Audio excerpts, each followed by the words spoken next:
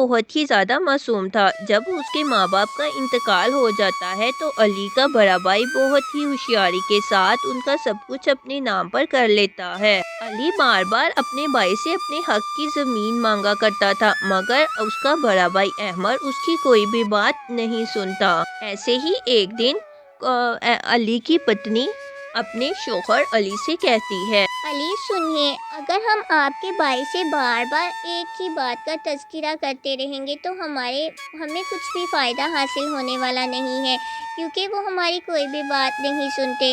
इसीलिए हमें अब कुछ ना कुछ खुद करना पड़ेगा, जिसकी वजह से हम कामयाब हो सकें। आयशा, तुम बिल्कुल ठीक कह रही हो। कल मुझे एक जगह पर काम के लिए बुलाया गया है। अगर वहाँ पर काम की बात बन जाती है तो फिर हमें किसी किस्म की कोई मुश्किलात पेश नहीं आएगी।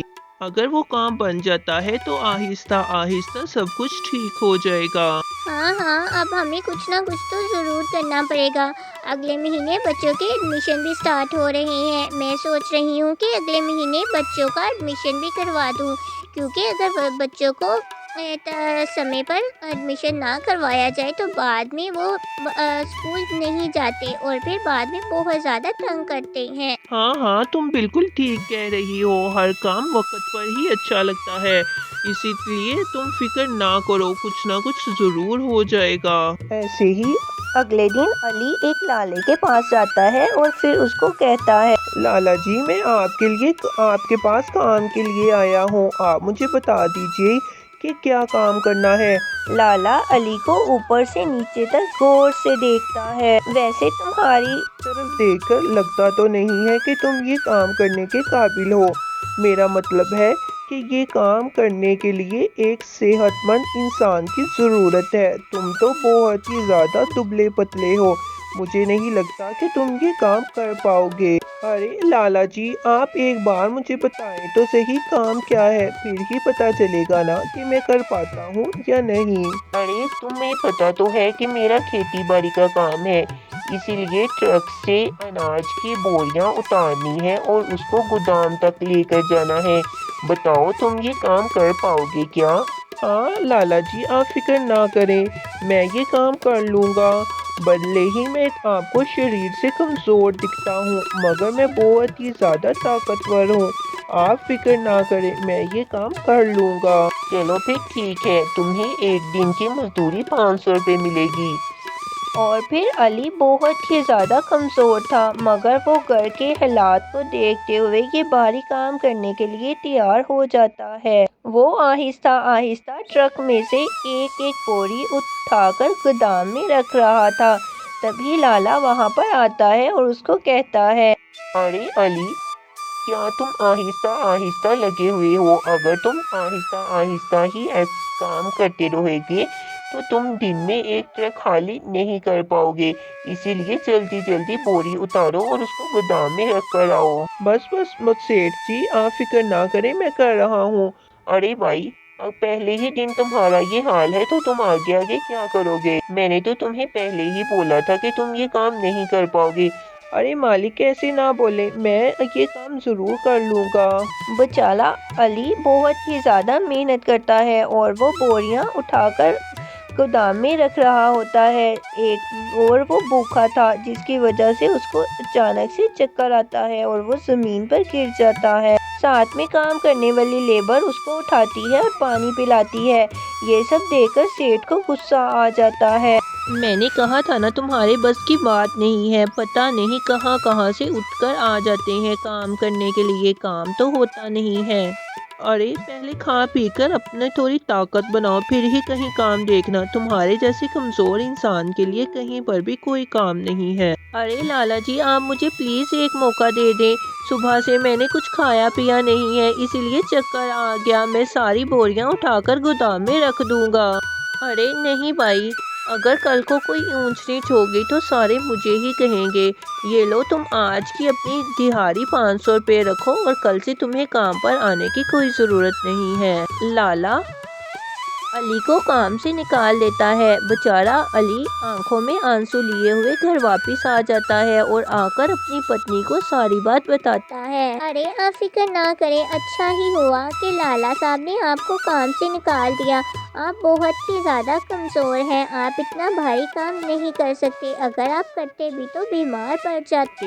अरे आयशा, तुम भी तो हद करती हो। तुम जानती तो हो कि इस समय हमें 1-1 रुपए की ज़रूरत है। अगर काम नहीं मिला तो हम खाएंगे कहाँ से? और फिर मुन्नी का एडमिशन भी तो करवाना है। जो भी है, मगर आपको इतना भारी काम करने की कोई ज़रूरत नहीं है। आप कोई और काम देख लो।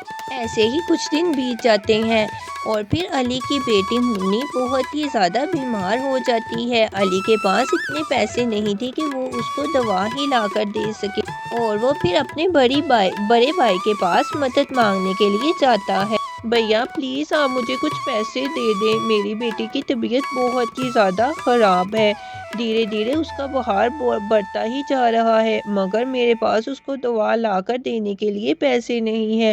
प्लीज़ आप मेरी कुछ मदद कर दे। अरे भाई, मदद उसकी की जाती है जो बाद में वापस लौटा दे, मगर तुम्हारी हालत देखकर तो कोई भी तुम्हारी मदद नहीं करेगा। जाओ यहाँ से, मेरी नींद खराब मत करो। अब यहाँ पर वापस मत आना, मैं तुम्हारी कोई मदद नहीं करने वाला। भैया इस गांव में मेरा कोई भी अपना नहीं है सिवाय आपके। आप तो मेरी मदद करें, मुझे यहाँ से खाली हाथ ना लुटाएं। मेरी बच्ची की हालत बहुत ज़्यादा खराब है। अरे अली आहिस्ता बोलो, अगर तुम्हारी भाभी जाग गई तो तुम्हें पता ही है कि क्या होगा। उसको तुम्हारी गंदी शक्ल बहुत ही बुरी लगती है, वो तुम्हें ज़रा भी अच्छा नहीं समझती। इसीलिए तुम यहाँ से जाओ अगर कोई तमाशा नहीं चाहते तो। अली चुपचाप घर वापस आ जाता है और आकर सारी बात अपनी पत्नी को बताता है। देखो, हम पैसों का इंतज़ार नहीं कर सकते। मेरी बच्ची की हालत बहुत ज़्यादा ख़राब हो रही है। आप ऐसा करो, जल्दी से उसको हॉस्पिटल लेकर चलो। आगे जो होगा फिर वहाँ पर देख लेंगे। आयशा और अली दोनों मुन्नी को हॉस्पिटल लेकर चले जाते हैं, जहाँ डॉक्टर मुन्नी का ट्रीटमेंट करने के बाद उन दोनों को बताता है। देखिए, आपको फिक्र करने की कोई ज़रूरत नहीं है। मैंने चेकअप कर लिया है और दवा भी लिख दी है। आप दवा ले लें और उसको समय पर दवा देते रहना। आपकी फ़ीस 2000 रुपया है। डॉक्टर साहब, मेरे पास तो कोई पैसा नहीं है, मगर बदले में मैं आपको अपनी सोने की चेन दे देती हूँ। हमारे घर में 1 भी रुपया नहीं है, मगर मेरी बेटी की हालत बहुत ज़्यादा ख़राब थी। इस वजह से मुझे इसको हॉस्पिटल लेकर आना पड़ा। डॉक्टर को उनकी बातें सुनकर उन पर तरस आ जाता है। अरे बहन, कोई बात नहीं, आप अपनी बेटी को घर ले जाएं। अभी आपके पास पैसे नहीं है तो कोई बात नहीं, जब आपके पास पैसे होंगे तो आप मुझे दे जाना।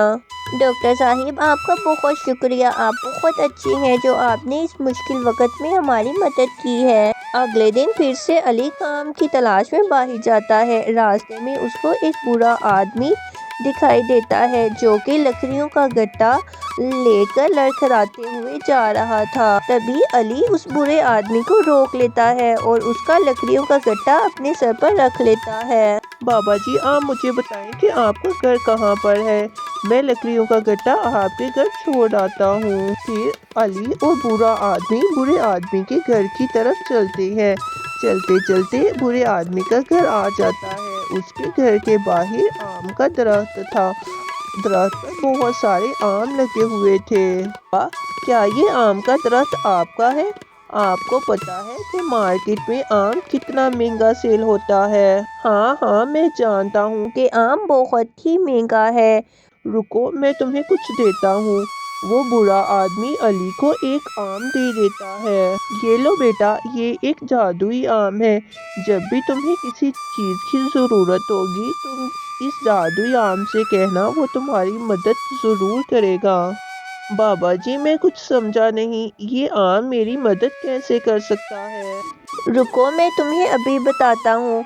ए जादुई आम, मेरे सामने खाना पेश कर। मुझे बहुत ज़्यादा भूख लगी हुई है, मज़े का स्वादिष्ट खाना। बाबा जी ऐसा बोलते हैं जब ही आम बाबा जी को खाना पेश कर देता है। देखो बेटा, कैसे इस आम ने मुझे मेरे मनपसंद खाना दे दिया। अब जब भी तुम्हें किसी चीज़ की ज़रूरत होगी, तुम इस आम से कहना, वो तुम्हारी मदद ज़रूर करेगा। علی وہ جادوئی آم لے کر گھر آ جاتا ہے اور اپنی پتنی عائشہ کو ساری بات بتاتا ہے۔ پھر وہ دونوں پتی پتنی آم سے اپنی پسند کا کھانا مانگتے ہیں اور بہت ہی اچھا اور لذیذ کھانا ان کے سامنے آ جاتا ہے۔ عائشہ آج تو ہم پیٹ بھر کر کھانا کھائیں گے، چلو اب جلدی سے کھانا کھا لو۔ دیکھتے ہی دیکھتے ان کے دن بدل جاتے ہیں۔ اب علی اور اس کی پتنی کے پاس بہت ہی عالی شان گھر تھا، انہیں کسی چیز کی کمی نہیں تھی اور پھر وہ ہنسی خوشی اپنے گھر میں رہنے لگتے ہیں۔